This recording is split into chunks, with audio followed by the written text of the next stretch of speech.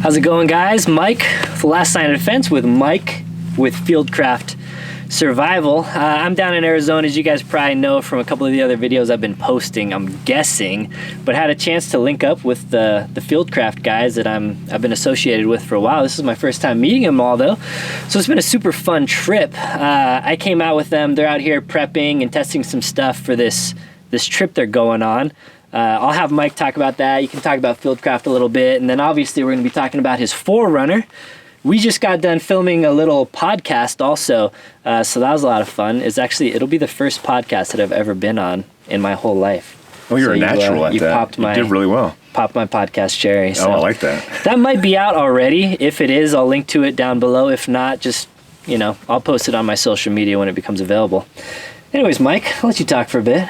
I appreciate, number one, Mike, for making the time to come out here. I know we've tried to link up a lot of times before, and it just didn't work out, but thanks for entertaining this on the way home back to Colorado.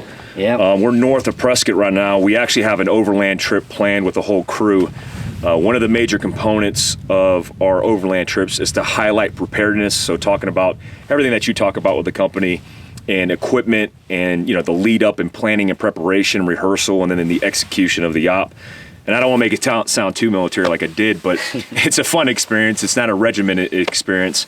But we're hitting the Mexican border, talking to Tim Foley, who's a guy who's been on the Mexican border doing observation for Border Patrol, doing a podcast with him, linking up with him to get the ground truth of what's going on the U.S.-Mexican border, and then headed to Anaheim, California with Orange County Overland to do a venue / get together. I think over 500 rigs right now that are planned to be there to give away toys for impoverished children for Christmas, which I think is going to be real cool. So if I could stuff as many toys and all these rigs as possible, that would be the objective, and then we'll head to California to kick it off. Yeah, that'll be done and gone by the time this video uploads it, but yep. Maybe I'll try and organize some more information for that, for similar things that you might have going on in the future. Awesome. Yeah, so we're here with the 4Runner. He was kind of showing me some stuff. That's why it's opened up right now. So I'll just let Mike kind of take it away since we're back here. I guess we'll just start in the back. You can talk about armor, lights, racks, what you got going on inside. Awesome. Yeah, so this setup, this is a 2016 4Runner trail model. Me and Travis Hess, one of my guys, when we first started getting into the Toyota space, I've always been around Toyotas overseas and everything, so I know they're reliable. I didn't want to pay the additional money for the TRD version, so I got the version with all the options, minus the price tag, and got the trail, opted for the trail. Obviously, we've done a lot of stuff to these rigs. My whole thing is like utility. I mean, me and Mike were talking on the podcast. Everything that we do in line with our kind of like our mission statements is, preparing everybody, the world, with the equipment that makes sense for the utility. If there's aesthetics and all this stuff, that's cool, but if there's no function to the form, then we don't deal with it. So all the strategic partners that we gotten together to build this rig out are partners that we believe in, that meets both those expectations. So yeah, and you kind of vet these companies. So I do a similar process when I'm working with a company or supporting their product. I'm not going to support a product or represent a product from a company that I have no respect for. So Mike, I know you do a lot with kind of vetting the companies as well as you can before you start throwing them on the rig. Yeah, Falcon's a good example of that. The Falcon, Travis approached me with business development. He's like, hey man, Falcon wants to communicate. What's the deal? I said, man, hey, I'm not going to run anything unless we've vetted it, and we spent about 90 days assessing their tires, which I run their Wild Peaks on this runner, and completely impressed by the dual capabilities, tri-capabilities across the board. This setup, like for example, this one, for this trip, we packed pretty heavy. This isn't a typical weekend pack out. This is for the U.S.-Mexican border. So I got a truck vault containing everything from recovery, survival, even renewable energy, renewable battery is off-grid trek. Like, hey, if we come and I run out of battery power, or I don't want to keep my vehicle running, I'm going to run auxiliary power through the solar panels that are on this trek. survival kit. These are pretty cool. These are something that we're testing from Cold Steel. This is one of their hatchets. Big fan of hatchets on the go and on the fly for anything that you run into. We actually brought some Vortex optics because we're going to be on the border. I don't know how involved we're going to get, but observation is one of the things that we're going to be talking about with Tim Foley. Ear probe, you know, standard gear for cold weather because it's going to get cold in the desert. But we basically, what I like about the truck vault setup is just it's heavy duty and I can lock everything in the vehicle. If anybody's interested in taking anything out of here, they're probably going to have to use breaching tools to get through this CBI dual swing arm and then have to get in here, which is bolted down to the back of the runner. Backpacks, we got shooting mats, all the gear that we're bringing to do the range day to day and the rehearsal. And then a whole bunch of stuff on the front end if you want to, we could talk about the front end stuff. Yeah, let's talk about the bumper real quick also maybe while we're here. It's a CBI dual swing out, looks like. This CBI bumper, like when I look at overlanding or camping or however you want to call it, I look at something that's durable, that could, you know, retain itself under extreme conditions. I've had bumpers on this rig because it doesn't have the best approach angles that have been completely ripped off. I've actually ripped off my OEM factory bumper at a steep angle, which is just plastic fairing. That's not going to happen with this kind of setup. What I like about the dual setup is on this side, I could put my jerry cans, I could put shovels, all the accessories mounted to this. And on this side, obviously, we got the spare that we can run. But it's durable. You could use one hand to remove it. And then it's got, what I like to run is all these loops. I call them loops because that's what they are on the front. But all these loops to protect the side of the vehicle and the fairing so they don't get ripped off. So real durable setup from CBI. Awesome. And yeah, let's continue along the side. I guess we can touch on wheels and tires, suspension.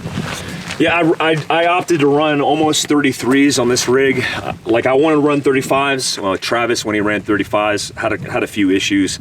I just want to save the gas mileage and keep my center of gravity low. These things are super scary for doing bouldering and anything because it doesn't have a lot of down or up travel. And so it's limited in the movement upwards. So I kind of want to stick to a 32. This is the Wild Peak by Falcon. Running VTX rims. I like VTX, they're just lightweight rims, nothing fancy, but super clean and super light. And then I'm running an Icon Stage 7 suspension setup. And what I like about this is on the fly, I could adjust the ride suspension on the fly, and this just gives me a little bit more comfort depending on I'm on-road or off-road. And I also like the ability that on the front end of this rig, I could change the ride height. I haven't done it often, but you can get 2 inches of ride height out of it. Mm-hmm. Moving down, CBI rock sliders. A lot of rock slider companies don't include, I mean, most of them just use tubes. I like this mesh they put on here. You know, people are stepping up in the rig or just kind of like kicking off crap and mud off your shoes. It's super squared away. Yeah, I go for the top filler plates as well. If you have a dog kind of climbing up or a little kid or something, their foot could slip down into there and you don't want that to happen. So I like the look of just the natural tube, but honestly the functionality of having the top plates on top. Yeah, I like coming down to the front end of the suspension. One thing I just want to mention is I run a heavy duty spring, and what's considered, some people consider an overland spring on the rear end of this, just for the added weight. Yeah. Most of the stuff's backloaded in weight. The CBI off-road bumper, the spare, all accessories, truck vault, and then if I'm doing a rooftop tent, which I typically do, it just backloads the whole thing. So you want to make sure you accommodate that with a heavier duty spring. Yeah, and then rack system? Yeah, so this particular is a front runner. What I like about this rack, it's a flat rack. I'm not a big fan. Like my favorite rack system is like a basket, but people don't like baskets because it's ugly. Yeah. But like dual purpose wise, as far as like throwing things in the basket and then putting stuff over it, I like that setup. Yeah. But if you're gonna run a rooftop tent and you intend to add accessories, Front Runner's a good company to be able to do that because they have all the adaptable features in their website. Yeah, baskets are good. They have a little more road noise. They hurt fuel efficiency maybe a little bit.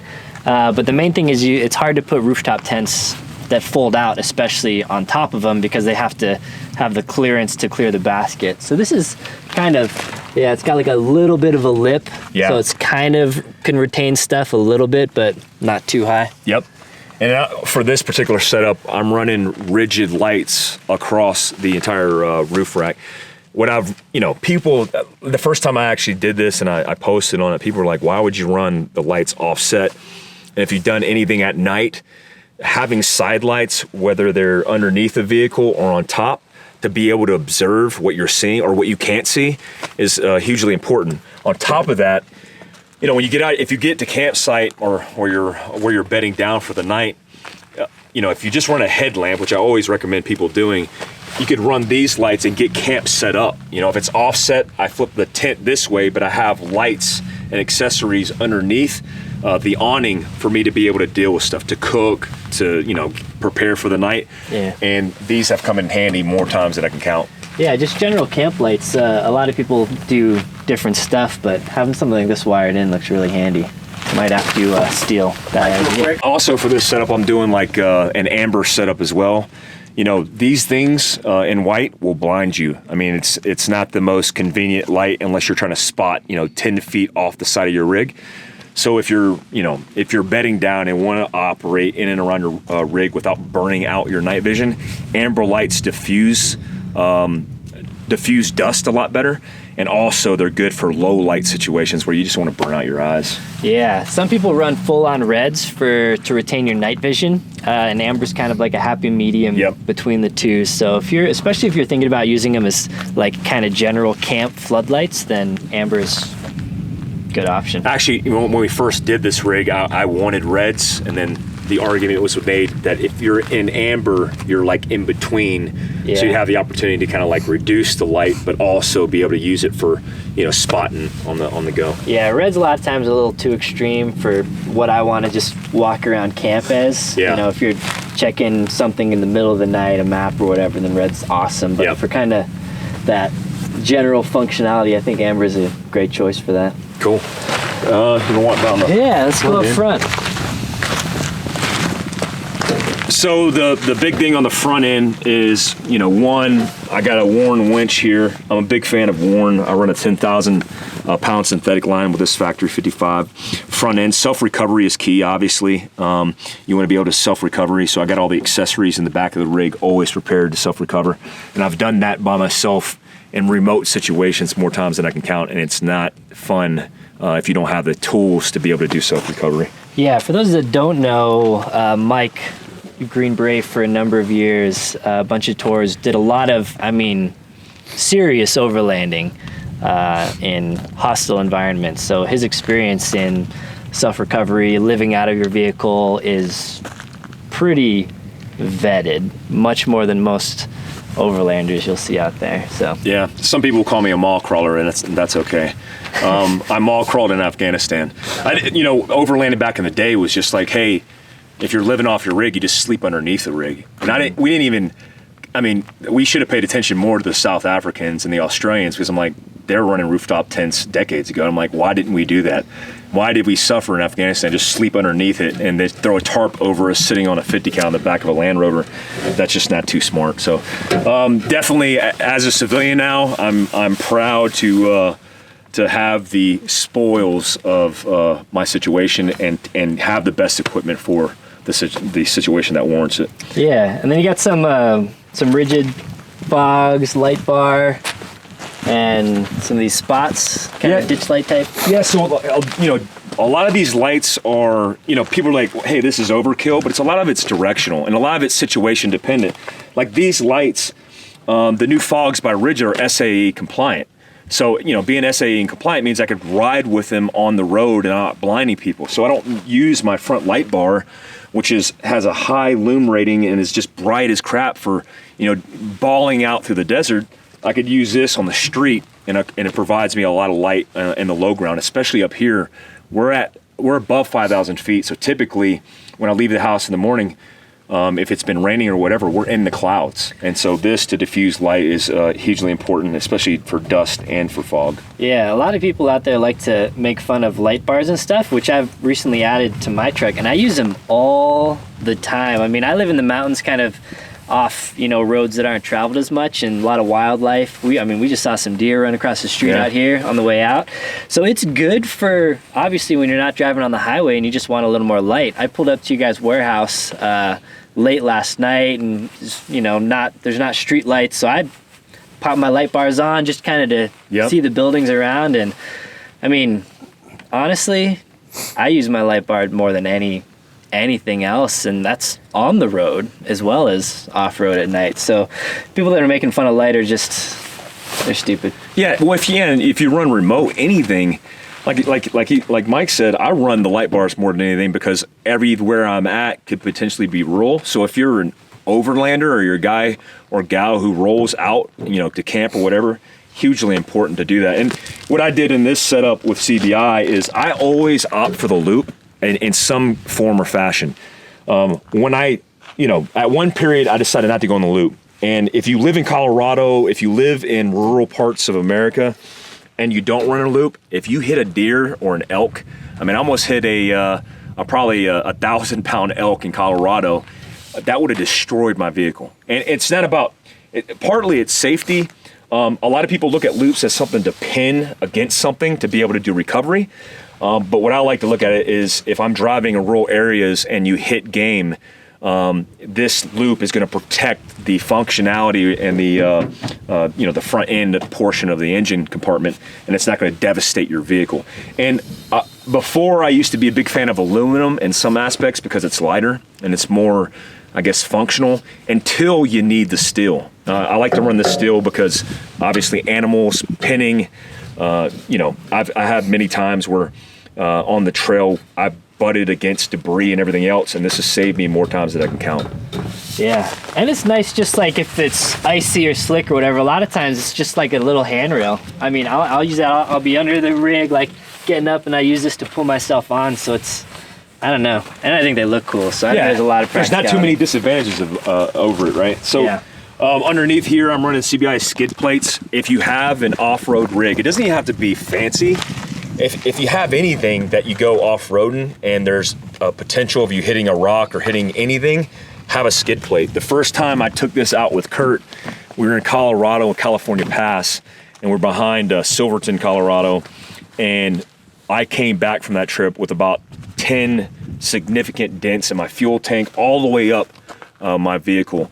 And if we were by ourselves, remote, hours away from the road, if we would have did any damage that incapacitated us, we would have been in a survival situation for sure because we weren't prepared. We just rolled out there.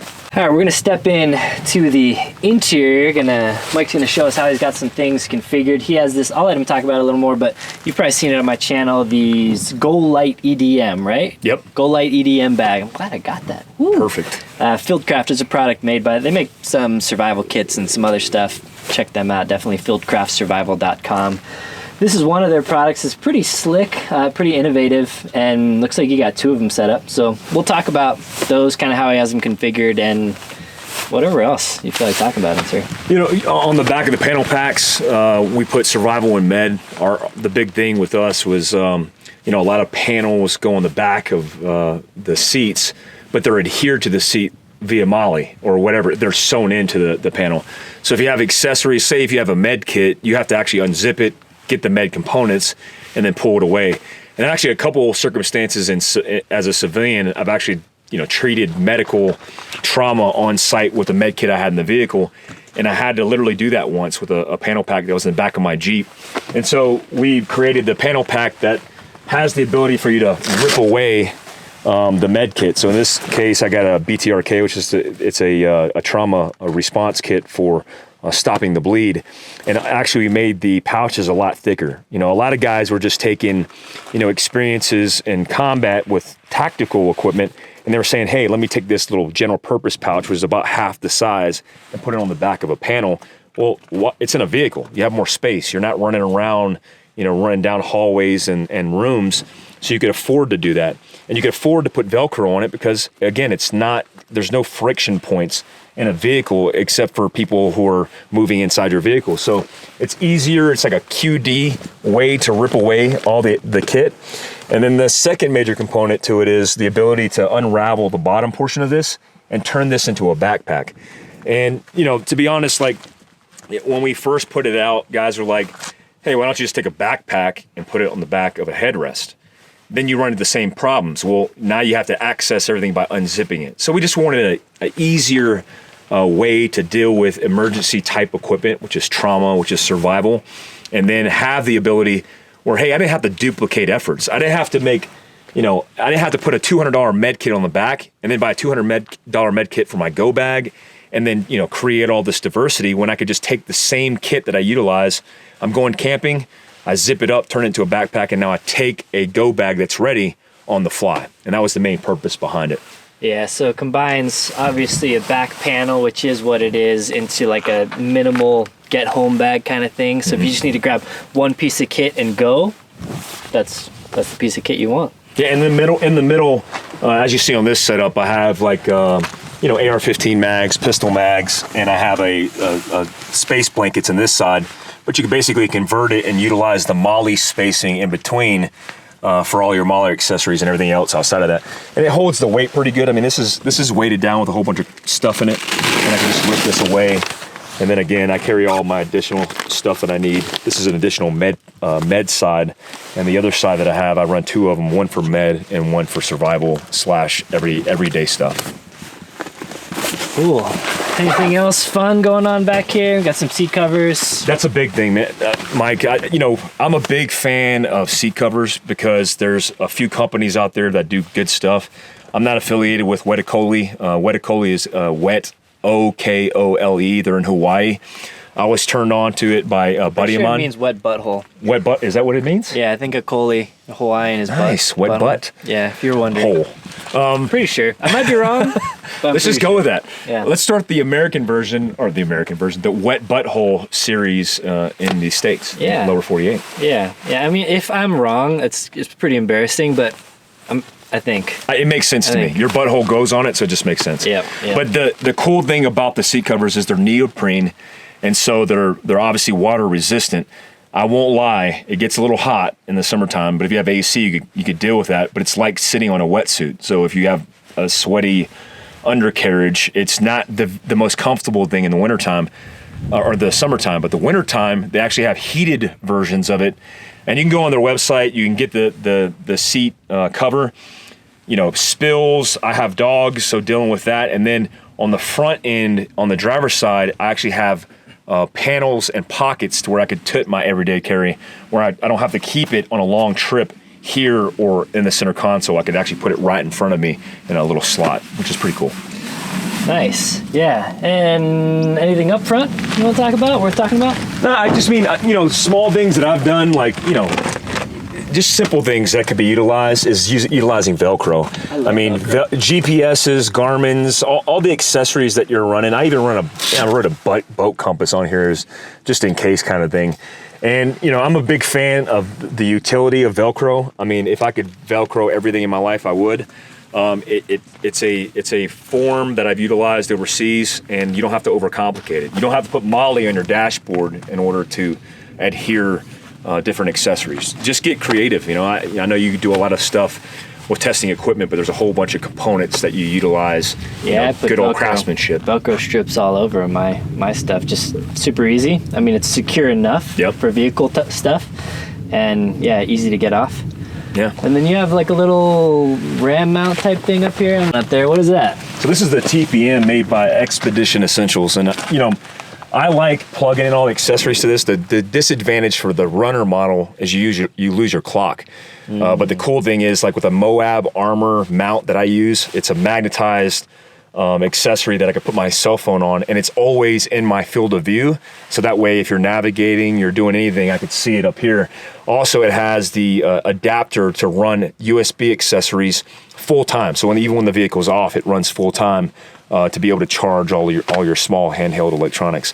I think it's really cool, and it has all the adaptable spaces to be able to put any more accessories that you want to put there. Yeah, so it mounts to the dash and has some pre-threaded holes that you can put the ram balls on, or like a CB hook mount thing or whatever. Yeah, I've never seen one on the 4Runner, but yeah, pretty cool little piece of kit. I think that wraps it up. This video is getting pretty long, but I'm sure you guys love the detail. So yeah, I think, anything else you want to talk about? No, just thanks for having us on. I mean, we talked about on the podcast with Mike. You know, Mike is, you know, I'll stroke you on your own YouTube channel. Yeah, I don't mind it. You know, Mike is leading this space, and he doesn't even realize it, but he's pioneering a space of communicating the ways to prepare for all people. And I think that this, you know, we talked about on the podcast where there's this elitist mentality of a whole bunch of egos coming in and saying this is the end all be all, when the reality is guys like Mike who are out there and actually doing it, actually overlanding, actually training, actually figuring out the best solutions to problems that we have is leading the way. And you know, I just appreciate you having me out here and building a relationship, man. I appreciate it. I should make videos with you more often. Let's do that it. felt nice. That felt real nice. Feel good. Anyways, thanks, Mike, for your time. I appreciate it. If you have any questions, feel free to comment them down below. As always, I'll get to Fieldcraft might monitor and answer some questions to fieldcraftsurvival.com. You can just go to all their socials and podcast links and everything are there, as well as some of these products we talked about. Until next time, guys, take care. Thanks, guys.